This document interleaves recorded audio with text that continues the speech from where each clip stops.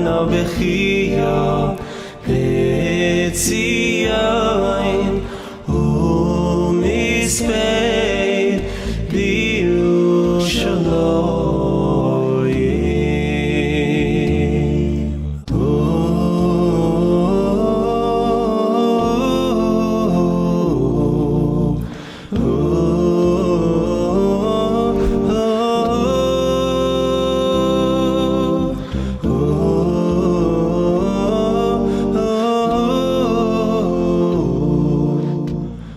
Hi, I'm Margalit Frydman.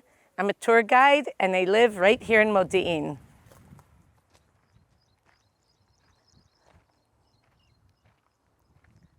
Welcome to el-Umdan. El-Umdan, I'm about to join an ancient path, an ancient road that was here from the days of Second Temple period all the way to the Bar Kokhba revolt. Come join me, let's see what they found. We are in the courtyard of one of the most ancient synagogues in the world, if not the oldest. The place is known as el-Umdan, Mother of the Pillars. Over here in the 1870s, Kinot comes by and finds many pillars, which since then have been stolen, taken who knows where. And he understands there's something important here. As the years go by, other people notice the place, and it even is mentioned in the very important PF map that the British did at the end of the 19th century. But our real chance to dig here was when New Modi'in was built, when the Buchman neighborhood that some of you know was built, and they wanted to build a road that would connect straight here to the Hashmonaim Boulevard, and then we hit the jackpot. Let's go see what they found.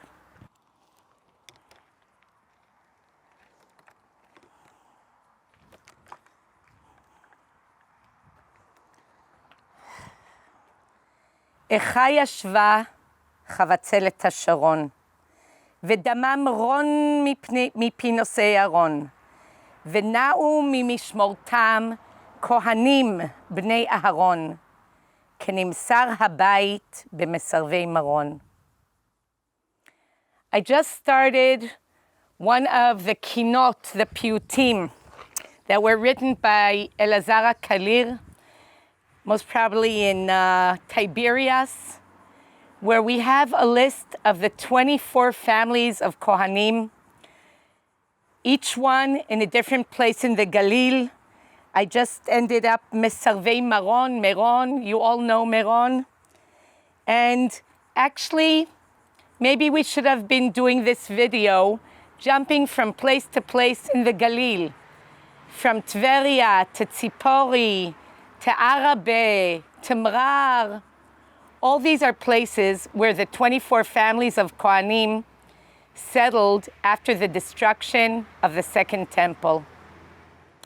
We're sitting here in what's maybe the oldest synagogue in the world, a synagogue that was built yet in the days pre-Hasmonean, Hashmonaim, was renovated a few times as the hundreds of years go by. And what we're sitting in here now is from the last stage of the synagogue, built maybe in the days of King Herod, destroyed partially in the year 70, or maybe just a little bit before the years of the Second Temple destruction, the Great Rebellion against Rome. But the Jews didn't leave. They continued living here until the Bar Kokhba revolt. And then this was one of the places where they hid.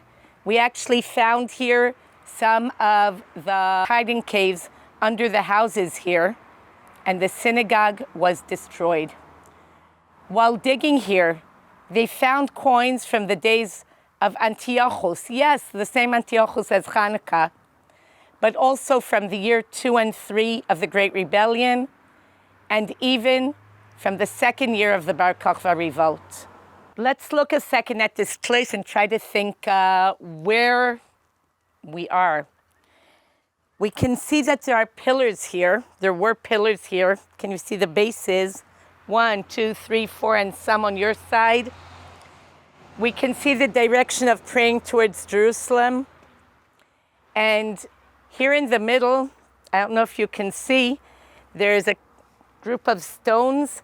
Maybe this is where the bima was. We find a bima in the Galil, in a place also destroyed in this great rebellion, in Migdal, and maybe that's what was left here. El-Umdan, mother of the pillars. Is it just named for the pillars that Kinot found here?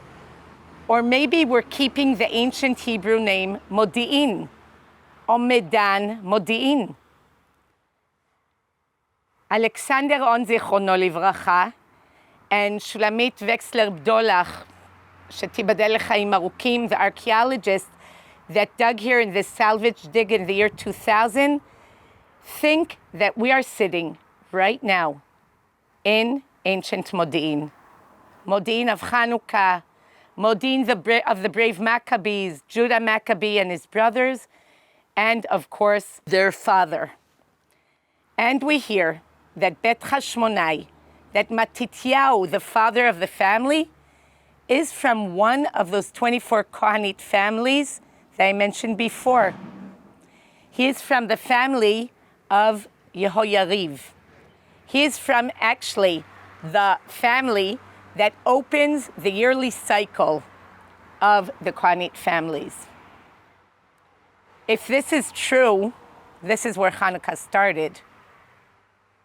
But now it's Tisha B'Av. And Yehoyariv family, as one of the 24 families of Kohanim, had 2 weeks a year where they would go up and it would be their time to work in Beit HaMikdash. If we do the math, 24 times 2 is 48. There are a few extra weeks over there. We're talking about the major holidays, Pesach, Shavuot, Sukkot, Rosh Hashanah, where all the Kohanim could join. But Yehoyariv, the family of the Hashmonaim, were the ones that were the first to open up in the year. What an honor. How wonderful. They were also those that were in Beit HaMikdash on Tisha B'Av. I'm reading from the Talmud Yerushalmi that was written in Tiberias from Ta'anit 24, Tanei. Rabbi Yosei Omer, Yom Shecharav Beit HaMikdash, Haya Motzei Shabbat, like this year, Umotzei Shmita, Umishmarto Shel Yehoyariv B'Tisha B'Av. Amar Rabbi Levi, Yehoyariv Gavra Meron, Karta Mesarvei, Ya Hariv Im Banav, Al Shemaru Veservu. I started off by reading you about Yehoyariv. Their name was not mentioned, but Meron was mentioned as Mesoravei Meron. Is Rabbi Elazar HaKalir finding fault in these Kohanite families? Is Rabbi Elazar HaKalir mentioning that Mesarvei Meron are the ones that maybe opposed God or were against the people and therefore the temple was destroyed? Just want to tell you something interesting. In the Byzantine period, there's a man called Hieronymus who's translating the book of Maccabees. You know the book of Maccabees. Tells us the story of Hanukkah, so on and so forth. And most probably, he names it the book of the Maccabees, but in the 11th century, we find a handwritten book, and the name there is Sefer Bet Sarvanei El. Sefer HaSarvanut Shel HaMaccabim. In translation, basically, the Maccabees' book of standing up against the Greeks. So are Mesoravei Meron the same family of Yehoyariv? Does this prove this a little bit more? Maybe. Why do they say that the Yehoyariv family were there at the day of destruction. Maybe it's the historical truth. Or maybe we're thinking a little bit to the amazing family that got up here from this spot, fought the Greeks, but after a few generations, things changed. The Hasmonean kings, we know that Chazal relates to some of them as big problem makers, to put it mildly. Maybe they lost their touch.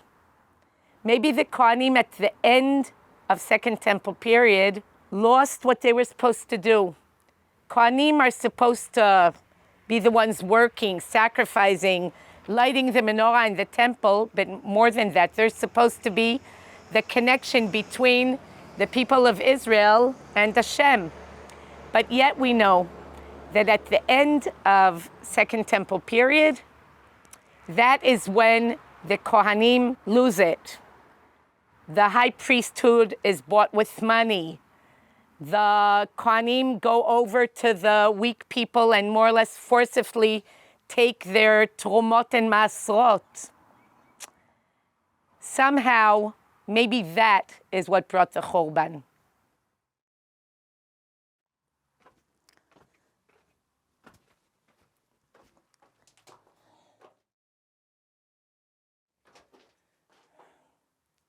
I just entered one of the hundreds or even thousands of mikvahs, ritual baths, found from Second Temple period, maybe even till the Bar Kokhba revolt. This mikveh is a small mikveh next to the synagogue. As you know, anything connected to the temple had to be with utmost purity. Modi'in had a special place. Its geographical place was the border between Judea and the rest of the pagan world, if you'd like. This is considered Mahalach Yom Echad Mirushalayim, 1 day's walk from Jerusalem. Don't try it. There are Mishnahs talking about Modi'in. One of them is what is considered a faraway. Passover Eve, you have to get to Beit HaMikdash to sacrifice the Paschal lamb. What's considered a faraway? And there it says, Mina Modi'in velachutz. That's considered a faraway. Mina Modi'in velifnim. That's already part of the Jerusalem boundaries. So anyone coming here with 1 foot outside and 1 foot inside would have to think if they can still make it up to Jerusalem by afternoon or not. Another mentioning, and this really is connected to the idea that this is a city of priests, of Kohanim, is that if you make here dishes, if you make ceramic dishes, pottery, it's considered pure. Mina modi'in velifnim tahor, pure. If we're outside, we don't know who made it. Is this also a place where Kohanim made the pottery? We didn't find anything connected to that yet, but we do know that they made wine over here, and the wine for sure was brought up to the temple to be used in the Nesachim. Again, something that we lost when the Second Temple was destroyed. The 24 families of Kohanim left Judea, left Yehuda, and fled to the Galil. There they settled in separate communities. Each community, and that's mentioned in Eicha, Yashvah, Chavatzelet HaSharon, there was one family. And these families knew when their weeks are for hundreds and hundreds of years. They kept a high level of purity. When we go to Tzipori, we find mikvahs such as this under people's homes until the 3rd century or even later, Common Era. Up to the level that the Kohanim of each Mishmeret knew that during their 2 weeks, they're not supposed to drink wine. Because who knows, maybe the temple will be rebuilt and you're not allowed to work when you're drunk. In a few places in Israel, Caesarea, near Ashkelon, and even in Yemen, they found lists in synagogues of these 24 families of Kinah. And that goes on hundreds and hundreds of years after the destruction. The strength of these Kohanite families, the yearn that the temple will be rebuilt again, we find in keeping this very high level of purity, in knowing the names of the places, in knowing who you belong to. At one point, maybe when the Crusaders came, this more or less disappeared. But it would be interesting if we could do analysis and find out again who belonged to whom. In this destroyed synagogue, the place where the family of the Yariv Kohanim had to flee, had to leave to the Galil, every year on Hanukkah, there's a big Kabbalat Shabbat here. The place is so packed that we overflow in all directions. People sometimes come especially to celebrate Shabbat here, to be able to come and pray at this ancient site. And Modi'in is alive again. There is hope. Adonai b'chiyah b'tzion u'misper